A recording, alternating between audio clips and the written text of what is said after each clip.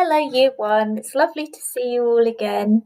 Today, we're going to share our first art lesson together of the new half term. And as lots of you know, children, art is my favourite lesson, and we enjoy our art lessons together at school, and we're going to enjoy them together at home.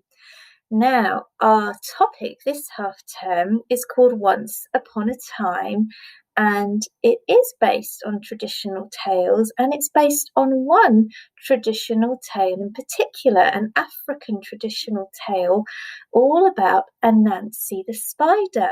And all of the artwork that we're going to do together over the next few weeks is based on spiders. So, spider artwork is what we will be doing and learning about together.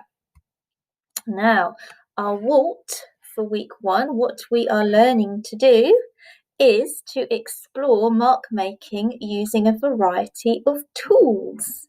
And to be successful, we will be able to use pencil crayons to create different lines and marks and shapes.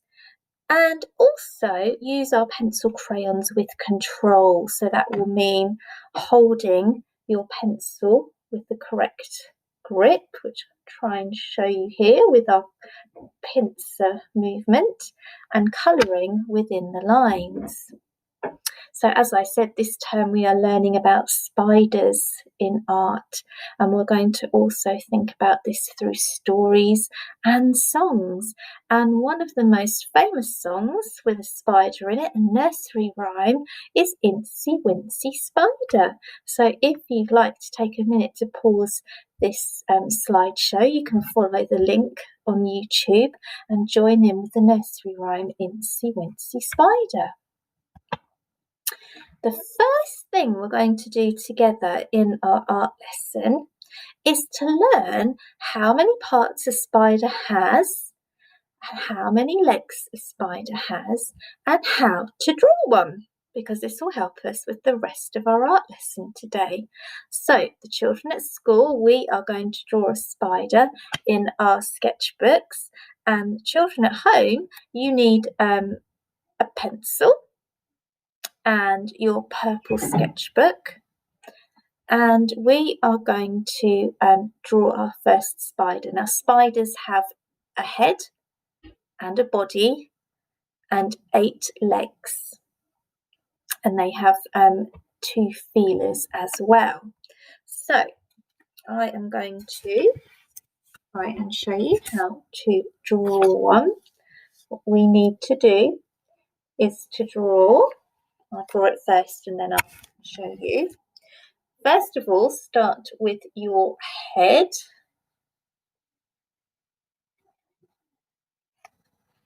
There we go, there's my head. And then we're going to add the body behind the head. And the head is bigger than the body. You can see that. Body is behind the head and the body is bigger than the head. Then the spider needs 8 legs, 4 on each side. So I have to do some careful counting here. So count first. 1, 2, 3, 4.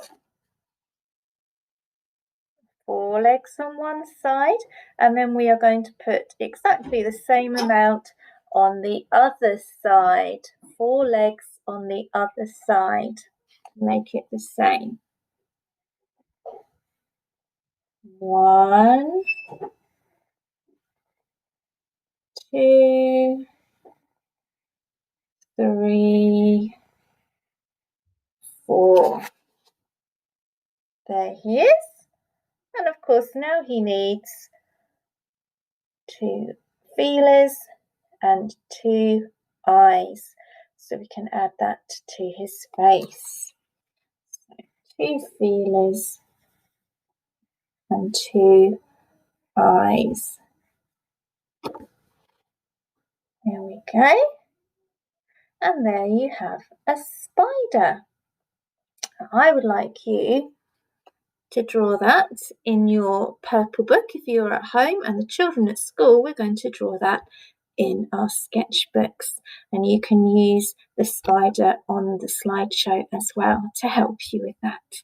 So you can pause the video here if it helps.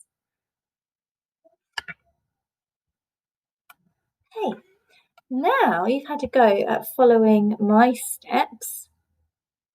I'd like you to have a go at drawing a spider again, but this time by yourself without following the step-by-step guide. So the children at school, we're going to do it independently in our art sketchbooks. Children at home, you're going to do it in your purple books.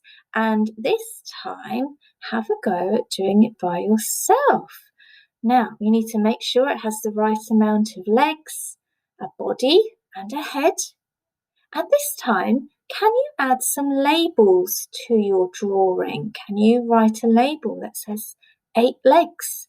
Can you write a label that says body and a label that says head? Use your phonics to help you sound out each part.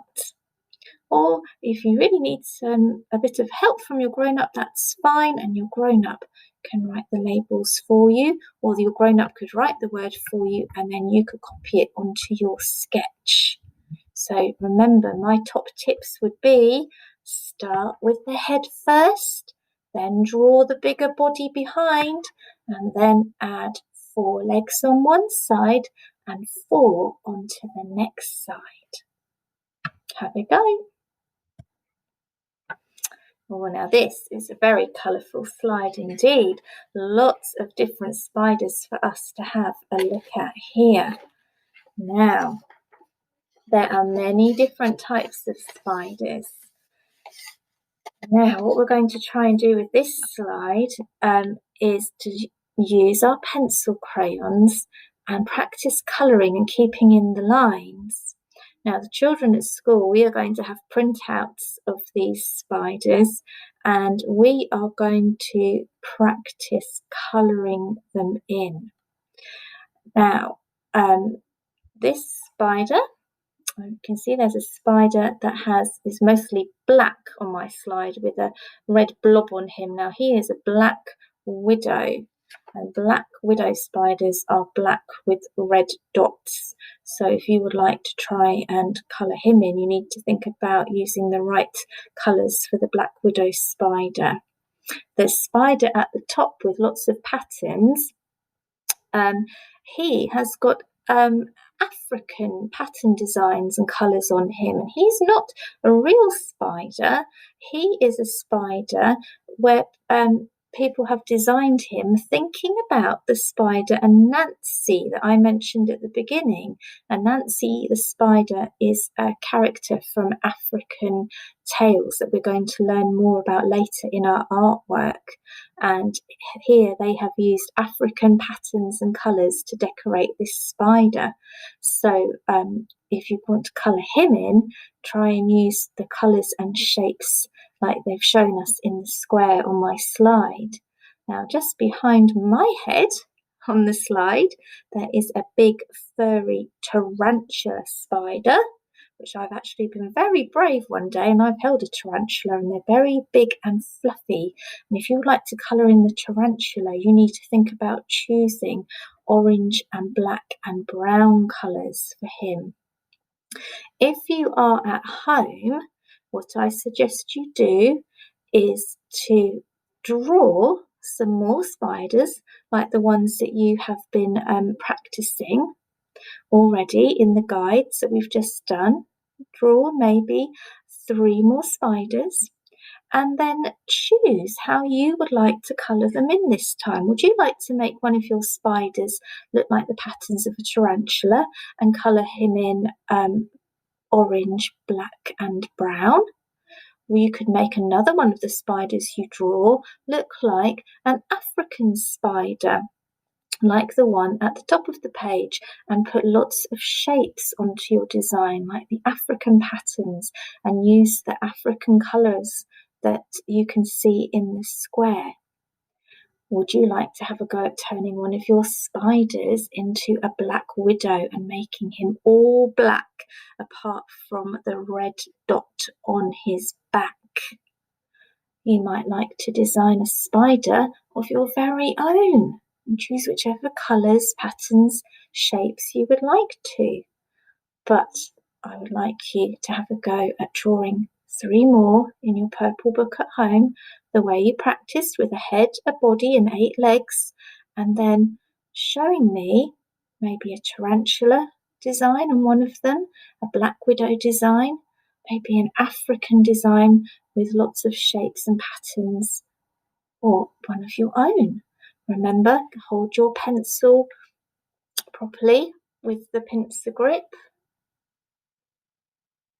and keep your colouring in the lines if you can. Now, to fly high with our art today, I have a question for you.